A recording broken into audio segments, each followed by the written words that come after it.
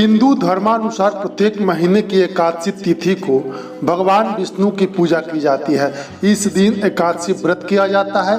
वैष्णव समाज और हिंदू धर्म के लिए एकादशी व्रत महत्वपूर्ण और पुण्यकारी माना जाता है। आज हम बात करेंगे पापाकुंसा एकादशी के बारे में। यह एकादशी कब मनाया जाता है और इस एकादशी को मनाने से क्या फल मिलता है, क्या लाभ होता है, इसके बारे में आज हम जानेंगे। अश्विन मास के शुक्ल पक्ष की एकादशी को पापाकुंसा एकादशी कहते हैं। इस एकादशी पर मनोवांछित फल की प्राप्ति के लिए भगवान विष्णु की पूजा की जाती है। धर्म ग्रंथों के अनुसार जो मनुष्य कठिन तपस्याओं के द्वारा फल प्राप्त करते हैं, वही फल इस एकादशी पर शेष नाग पर शयन करने वाले श्री विष्णु को नमस्कार करने से ही मिल जाते हैं और मनुष्य को यमलोक के दुख नहीं भोगने पड़ते हैं।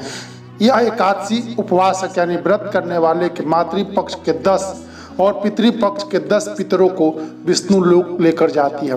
पापाकुंसा एकादशी 1000 अश्वमेघ यज्ञ और 100 सूर्य यज्ञ करने के समान फल प्रदान करने वाली होती है। इस एकादशी व्रत के समान अन्य कोई व्रत नहीं है। इसके अतिरिक्त जो व्यक्ति इस एकादशी की रात्रि में जागरण करता है, वह स्वर्ग का भागी बनता है। इस एकादशी के दिन दान करने से शुभ फलों की प्राप्ति होती है। श्रद्धालु भक्तों के लिए एकादशी के दिन व्रत करना प्रभु भक्ति के मार्ग में प्रगति करने का माध्यम बन जाता है। इस व्रत का पालन दशमी तिथि के दिन से ही करना चाहिए। दशमी तिथि पर 7 धान अर्थात गेहूं, उड़द, मूंग, चना, जौ, चावल और मसूर की दाल नहीं खानी चाहिए, क्योंकि इन 7 धान्यों की पूजा एकादशी के दिन की जाती है। जहाँ तक संभव हो दशमी तिथि और एकादशी तिथि दोनों ही दिनों में कम से कम बोलना चाहिए। दशमी तिथि को भोजन में तामसिक वस्तुओं का सेवन नहीं करना चाहिए और पूर्ण ब्रह्मचर्य का पालन करना चाहिए। एकादशी तिथि पर सुबह उठकर स्नान आदि करने के बाद व्रत का संकल्प लेना चाहिए। संकल्प अपनी शक्ति के अनुसार ही लेना चाहिए, यानी एक समय फलाहार का या फिर बिना भोजन का। संकल्प लेने के बाद घट स्थापना की जाती है और उसके ऊपर श्री विष्णु जी की मूर्ति रखी जाती है।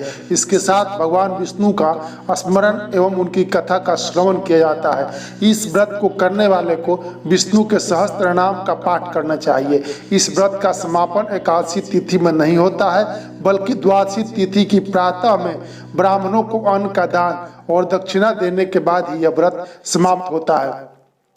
पापाकुंसा एकादशी का महत्व। पापाकुंसा एकादशी व्रत में यथासंभव दान व दक्षिणा देनी चाहिए। पूर्ण श्रद्धा के साथ यह व्रत करने से समस्त पापों से छुटकारा प्राप्त होता है। शास्त्रों में एकादशी के दिन की महत्ता को पूर्ण रूप से प्रतिपादित किया गया है। इस दिन उपवास रखने से पुण्य फलों की प्राप्ति होती है। जो लोग पूर्ण रूप से उपवास नहीं कर सकते, उनके लिए मध्याह्न या संध्या काल में एक समय भोजन करके एकादशी व्रत करने की बात कही गई है। एकादशी जीवों के परम लक्ष्य भगवत भक्ति को प्राप्त करने में सहायक होती है। यह दिन प्रभु की पूर्ण श्रद्धा से सेवा करने के लिए अति शुभकारी एवं फलदायक माना गया है। इस दिन व्यक्ति इच्छाओं से मुक्त होकर यदि शुद्ध मन से भगवान की भक्तिमय सेवा करता है तो वह अवश्य प्रभु की कृपा पात्र बनता है। पापाकुंसा एकादशी व्रत की कथा इस प्रकार है। प्राचीन समय में विंध्य पर्वत पर क्रोधन नामक एक बहेलिया रहता था। वह बड़ा क्रूर था। उसका सारा जीवन पाप कर्मों में बीता।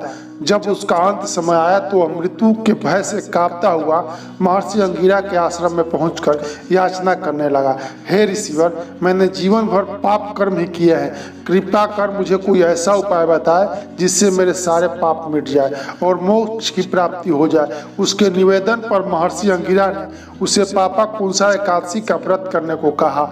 महर्षि अंगिरा के कहे अनुसार उस बहेलिये ने पूर्ण श्रद्धा के साथ यह व्रत किया और किए गए सारे पापों से छुटकारा पा लिया।